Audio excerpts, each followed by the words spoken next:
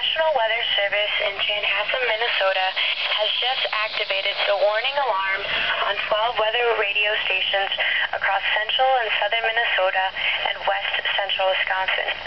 During dangerous weather situations, these specially built radios are automatically activated to warn for the hazard. Tests of these radios are normally conducted by the National Weather Service in Chanhassen every Wednesday at 1 p.m.